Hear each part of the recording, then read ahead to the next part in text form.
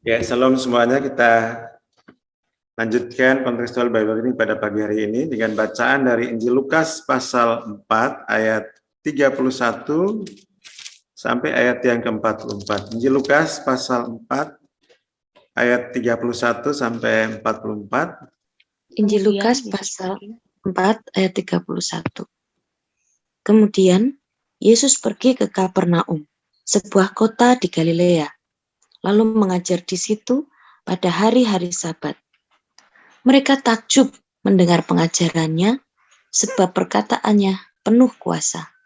Di dalam rumah ibadat itu ada seorang yang kerasukan setan, dan ia berteriak dengan suara keras, "Hai engkau, Yesus orang Nazaret, apa urusanmu dengan kami? Engkau datang hendak membinasakan kami? Aku tahu siapa engkau, yang kudus dari Allah." Tapi Yesus menghadiknya, katanya, "Diam, keluarlah daripadanya." Dan setan itu pun menghempaskan orang itu ke tengah-tengah orang banyak, lalu keluar daripadanya dan sama sekali tidak menyakitinya. Dan semua orang takjub dan lalu berkata seorang kepada yang lain, katanya, "Alangkah hebatnya perkataan ini.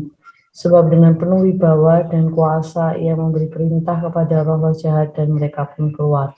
Dan tersebarlah berita tentang dia kemana-mana di daerah itu. Kemudian ia meninggalkan rumah ibadat itu dan pergi ke rumah Simon. Adapun ibu mertua Simon demam keras, dan mereka meminta kepada Yesus supaya menolong dia. Maka ia berdiri di sisi perempuan itu, lalu menghardik demam itu, dan penyakit itu pun meninggalkan dia. Perempuan itu segera bangun dan melayani mereka. Ketika matahari terbenam, semua orang membawa kepadanya orang-orang sakitnya yang menderita bermacam-macam penyakit. Ia pun meletakkan tangannya atas mereka masing-masing dan menyembuhkan mereka. Dari banyak orang keluar juga setan-setan sambil berteriak, "Engkau adalah anak Allah." Lalu ia dengan keras melarang mereka dan tidak memperbolehkan mereka berbicara karena mereka tahu bahwa ia adalah Mesias. Ketika hari siang, Yesus berangkat dan pergi ke suatu tempat yang sunyi. Tetapi orang banyak mencari dia, lalu menemukannya dan berusaha menahan dia supaya jangan meninggalkan mereka. Kata kepada mereka, "Juga di kota-kota lain aku harus memberitakan Injil Kerajaan Allah, sebab untuk itulah aku diutus." Dan ia memberitakan Injil dalam rumah-rumah ibadat di Yudea. Ya, terima kasih. Saudara terkasih, kalau kita perhatikan perikop ini, maka sesungguhnya ada berbagai peristiwa penting yang terjadi secara berkesinambungan, dan pokok pengajaran yang paling penting di perikop yang pertama dari ayat 31 sampai 37 ada kita temukan di ayat yang ke-36, dikatakan bahwa dan semua orang takjub lalu berkata seorang pada yang lain, katanya, "Alangkah hebatnya perkataan ini, sebab dengan penuh wibawa dan kuasa ia memberi perintah kepada roh-roh jahat dan mereka pun keluar." Jadi ini authority and power. Dan sesungguhnya kemenangan Yesus atas iblis ya dari peristiwa pencobaan yang kita renungkan kemarin itu menandai atau menjadi awal yang kemudian diikuti kemenangan demi kemenangan, dan puncak kemenangan Yesus adalah kebangkitannya yang beberapa hari kemarin kita baru saja peringati. Nah, dikisahkan di sini ayat 31 sampai 37 bahwa Yesus pergi ke daerah Galilea, Kapernaum, sebuah kota di Galilea, lalu mengajar di situ pada hari-hari Sabat. Jadi sebagai panggilannya untuk memberitakan Injil, dia mengajar di Bait Allah pada hari Sabat itu, dan ada banyak audiens di sana yang mendengar pengajarannya itu. Ya, di tengah persekutuan itu ada orang yang kerasukan setan yang dikatakan di sana mengenal Yesus dan berkata, "Hai engkau, Yesus orang Nazaret, apa urusanmu dengan kami? Engkau datang hendak untuk membinasakan kami. Aku tahu siapa engkau, yang kudus dari Allah." Dari kacamata, kalau kita perhatikan dari kacamata peristiwa kemenangan Yesus atas pencobaan kemarin, sesungguhnya iblis sudah dalam keadaan terpojok, dan dalam peristiwa ini dikatakan dengan jelas, "Apakah engkau hendak datang dan membinasakan kami?" Dan Otoritas dan wibawa Yesus terlihat dari ayat 35, tetapi Yesus menghardiknya, katanya diam, keluarlah daripadanya. Jadi tidak ada ruang gerak sama sekali atau kesempatan diberikan oleh Yesus pada iblis, tapi menghardiknya dengan wibawa dan kuasanya. Dan apa yang terjadi di sana dikatakan hasilnya setan itu pun menghempaskan orang itu ke tengah-tengah orang banyak, lalu keluar daripadanya dan sama sekali tidak menyakitinya. Dan dampak peristiwa ini dikatakan tadi bahwa semua orang takjub dan mengatakan betapa hebatnya perkataan ini. Sebab dengan penuh wibawa dan kuasa ia memberi perintah kepada roh-roh jahat dan mereka pun keluar. Jadi Yesus Tuhan yang berkuasa atas si jahat, dan di dalam kuasa, dengan kuasa dan wibawa itu setan tunduk kepadanya, dan manusia yang ditindas oleh kuasa si jahat, oleh setan itu boleh mengalami kelepasan, kemerdekaan, dan pemulihan. Dan ayat 37 dikatakan, dan tersebarlah berita tentang dia kemana-mana di daerah itu. Di ayat yang berikutnya, ayat 38 sampai ayat yang ke-41, ini juga peristiwa yang berkesinambungan dengan peristiwa sebelumnya. Yesus meninggalkan rumah ibadah dan pergi ke rumah Simon. Dan adapun ibu mertua Simon sedang sakit keras, dan mereka meminta supaya Yesus menolong dia. Ini menarik, saudara. Dalam pelayanan ternyata Yesus tidak hanya fokus ke luar, tapi lingkaran dalam yang mulai pergumulan. Ya, ini ibu mertua dari Petrus sakit juga mendapat perhatian dari Yesus. Dan katakan ayat 39, maka ia berdiri di sisi perempuan itu lalu menghardik demam itu, dan penyakit itu pun meninggalkan dia. Di sini dengan kuasa dan otoritasnya, demam ini pun dihardiknya, dan seketika itu juga sembuhlah ibu mertua Petrus itu. Dan respon dari ibu mertua Petrus yang patut kita teladani, perempuan itu segera bangun dan melayani mereka. Ada saatnya Yesus memberi diri untuk dilayani oleh orang lain, dan dalam peristiwa ini ibu mertua Petrus yang sudah disembuhkan itu ya melayani Yesus. Jadi kita melihat sekali lagi kemenangan Yesus di atas iblis itu terus nyata dalam pelayanannya, ya mengajar dengan wibawa dan penuh kuasa, menghardik setan dengan wibawa dan penuh kuasa, juga menghardik penyakit demam ini yang dialami oleh ibu mertua Petrus juga dengan wibawa dan kuasanya. Dan apa yang terjadi setelah peristiwa penyembuhan ibu mertua Petrus, dikatakan bahwa ketika matahari terbenam, semua orang membawa kepadanya orang-orang sakit yang menderita bermacam-macam penyakit. Ia pun meletakkan tangannya atas mereka masing-masing dan menyembuhkan mereka. Jadi tidak hanya demam, tapi apapun penyakitnya, semua orang yang dibawa kepadanya dan keadaan sakit itu mendapat jamahan Tuhan Yesus dan mereka boleh mengalami kesembuhan. Bahkan lebih dari itu dikatakan ayat 41, dari banyak orang keluar juga setan-setan sambil berkata, engkau adalah anak Allah. Lalu ia dengan keras melarang mereka dan tidak memperbolehkan mereka berbicara, karena mereka tahu bahwa ia adalah Mesias. Ya. Jadi sungguh-sungguh nyata wibawa dan kuasa Yesus yang membungkam si jahat itu, setan-setan, dan dengan penuh wibawa dan kuasa dia menyembuhkan orang-orang sakit. Ya semuanya boleh mengalami kesembuhan, mengalami pemulihan, kelepasan dari kuasa si jahat, dan hidup sebagai orang yang sudah dimerdekakan oleh Tuhan Yesus. Ya. Bagian yang terakhir ayat 42 sampai ayat 44. Ketika hari siang Yesus berangkat dan pergi ke suatu tempat yang sunyi. Ya, tentu untuk biasa ke tempat yang sunyi untuk berdoa di sana, tetapi orang banyak mencari dia, lalu menemukannya dan berusaha menahan dia supaya jangan meninggalkan mereka. Saya perhatikan, kita lihat di sini orang banyak yang berusaha mencari Yesus, kemudian dikatakan menahan, ya, berusaha menahan dia supaya jangan meninggalkan mereka. Ya, jelas karena popularitas Yesus meningkat luar biasa, namanya, berita tentang namanya dan karya pelayanan itu tersebar kemana-mana, dan begitu banyak orang membutuhkan dia, ya, sakit penyakit dibawa kepadanya dan dia tolong, dia sembuhkan, apapun persoalan itu yang dibawa kepadanya, dia menolong mereka semua, menyembuhkan dan mengusir setan-setan, dan dengan semua itu popularitas Yesus begitu meningkat dan orang banyak terus mencari dan bahkan menahan dia. Apa respon Yesus di tengah popularitas yang makin menanjak itu? Ayat 43, tetapi ia berkata kepada mereka, juga di kota-kota lain aku harus memberitakan Injil Kerajaan Allah, sebab untuk itulah aku diutus. Dan ia memberitakan Injil dalam rumah-rumah ibadat di daerah Yudea.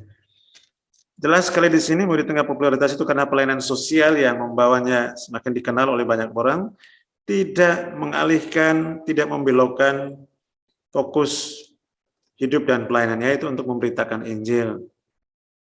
Karena itu dia katakan, ya, di kota-kota lain juga aku harus memberitakan Injil Kerajaan Allah, sebab untuk itulah aku diutus. Ya, ini Yesus hamba Tuhan yang sadar identitasnya, sadar panggilannya, dan dia tetap fokus untuk mengerjakan tugas tanggung jawab panggilannya, dia fokus mengerjakan misinya, dan tidak ada satupun yang mampu untuk membelokkan dia. Opini banyak orang, kebutuhan banyak orang tidak membelokkan visi dan misinya.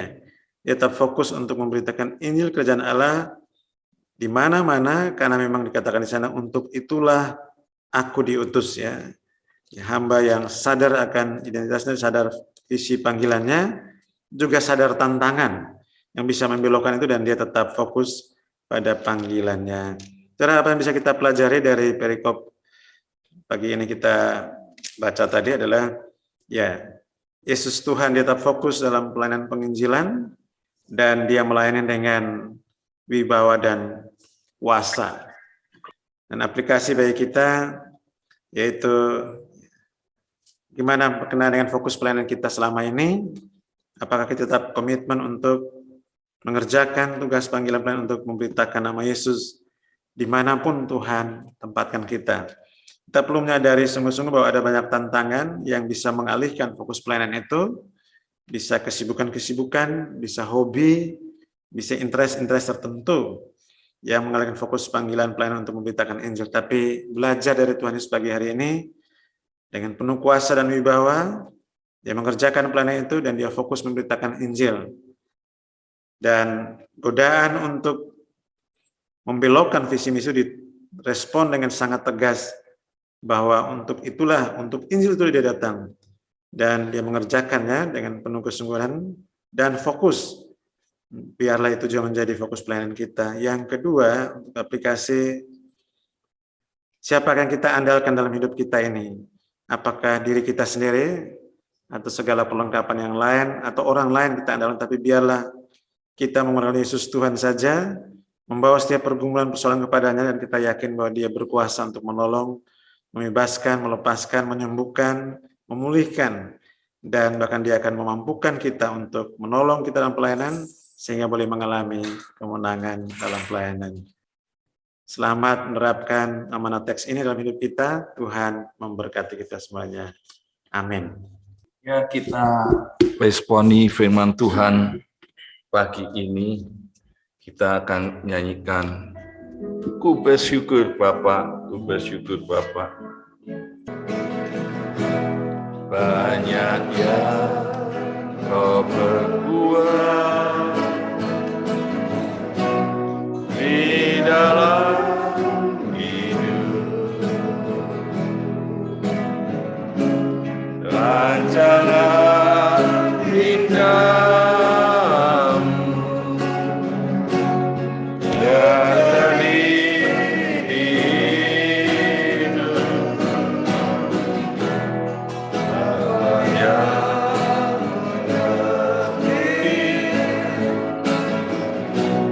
banyak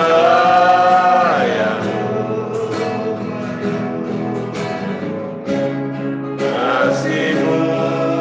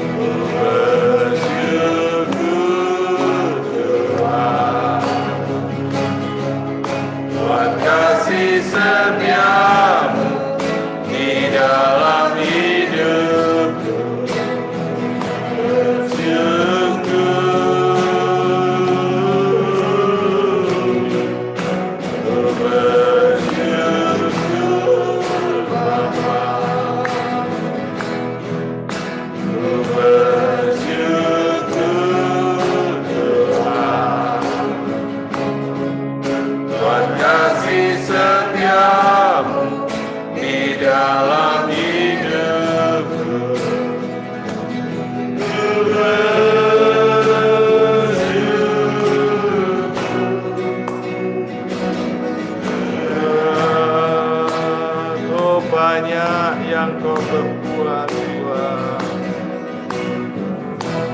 Banyak yang kau berbuat di dalam hidup. Kasih-Mu indah.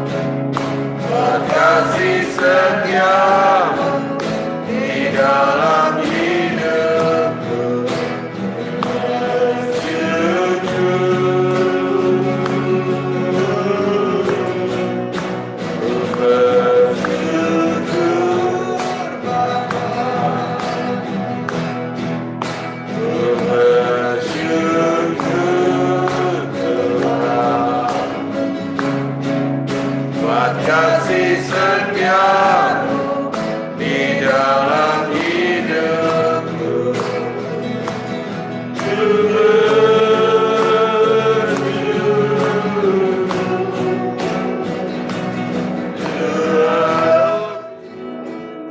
Biarlah saatnya kita bersyukur dan berterima kasih kalau kita bisa bertumbuh di dalam Yesus secara rohani.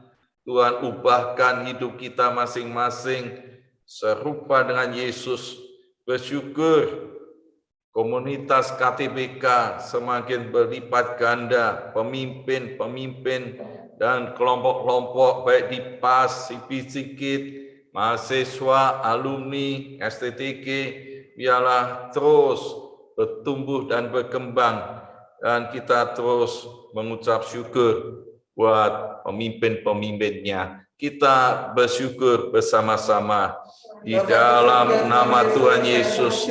Kami mengucap syukur Tuhan buat kasih setiamu, buat pimpinanmu, buat penyertaanmu lewat gerakan cinta Alkitab, pemuritan kontekstual, KTBK, CPC.